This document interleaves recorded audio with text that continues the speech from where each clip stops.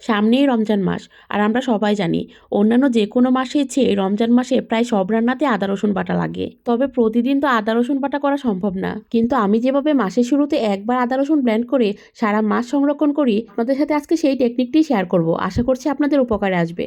আসসালামু আলাইকুম। আমি আজকে এখানে প্রায় 1.5 কেজির মতো আদা আর 1.5 কেজির মতো রসুন ভালোভাবে পরিষ্কার করে ধুয়ে নিয়েছি। এখন আমি এগুলোকে ব্লেন্ড করব।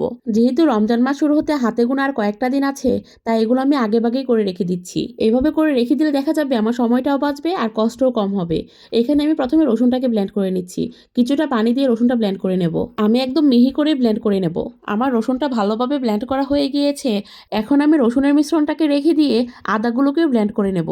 যেহেতু এখানে প্রায় 1.5 কেজির মতো আদা আছে, তাই একবারে ব্লেন্ড না করে আমি দুইবারে মিহি করে ব্লেন্ড করে নেব। শুধু রমজান মাস বলে না, আমি যখনই আদা রসুন ব্লেন্ড করি তখনই চেষ্টা করি একটু বেশি করে রাখার জন্য।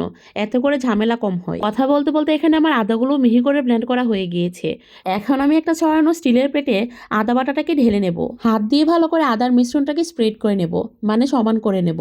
আমি এখানে স্টিলের প্লেট নিয়েছি, আপনারা চাইলে ট্রেও নিতে পারেন। সেম ভাবে আমি রসুনের মিশ্রণটাকে আরেকটা প্লেটে নিয়ে নিব।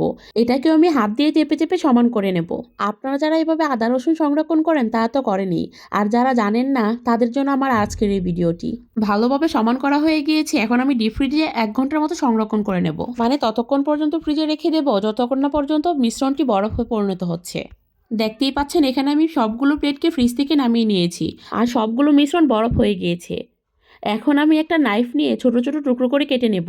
আমি ছোট ছোট করে কেটে নিচ্ছি, আপনারা আপনাদের পছন্দ মতো শেপ দিয়ে কেটে নিতে পারেন। কেননা আমি কতটুকু রান্না করব, কতটুকু আমার প্রয়োজন হবে আমি তো জানি, এজন্য আমি আমার প্রয়োজন মতো কেটে নিচ্ছি। আপনারা আপনাদের প্রয়োজন অনুযায়ী ছোট ছোট টুকরো করে কেটে নেবেন। কেটে নেওয়া হয়ে গিয়েছে, এখন সবগুলোকে আমি প্লেট থেকে উঠিয়ে নেব। এখন আমি এই আদা রসুনের টুকরোগুলোকে একটা মাঝারি সাইজের এয়ারটাইট বক্সে রেখে দেব। আপনারা চাইলে এয়ারটাইট বক্সেও রাখতে পারেন, পলি ব্যাগেও রাখতে পারেন, আর যদি হাতের কাছে জিপলক ব্যাগ থাকে তাহলে ওটাতেও রাখতে পারেন। এভাবে রেখে দিলে হয় কি, আপনার যখনই প্রয়োজন পড়লে তখনই ইচ্ছে মতো নামিয়ে নেওয়া যায়। নয়তো দেখা যায় পুরো বক্সই নামিয়ে রাখতে হয়, তারপর আবার অপেক্ষা করতে হয় ডিফ্রস্ট হওয়ার জন্য। তখন আপনি চাইলে ঝটপট রান্না করতে পারবেন না। কিন্তু এভাবে একবার রেখে দেখবেন, যখনই প্রয়োজন হবে তখনই নামিয়ে রান্নায় ব্যবহার করতে পারবেন। যেহেতু এখানে আমি অনেকগুলো আদা রসুন একসাথে ব্লেন্ড করেছি, তাই বক্সে রাখার পরেও কিছু রয়ে গিয়েছে। এখন আমি এগুলোকে একটা জিপলগের ব্যাগে রেখে দেব। জাস্ট কিছুই করতে হবে না, শুধু জিপলগের ব্যাগে রেখে দিয়ে তারপর ভাঁজ করে রেখে দেব। আর যখন যতটুকু প্রয়োজন হবে তখন ততটুকু বের করে রান্নায় ব্যবহার করব। ব্যাস, তাহলে আর প্রতিদিন আদা রসুন ব্লেন্ড করার কোনো চিন্তা থাকবে না। একবার কষ্ট করে ব্লেন্ড করে নিলেই সারা মাস আরামসে খাওয়া যাবে, বাড়তি কোনো ঝামেলা ছাড়াই।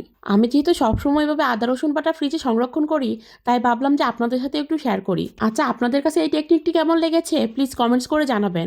যদি ভালো লাগে তাহলে সাপোর্ট করে পাশে থাকবেন। আল্লাহ হাফেজ।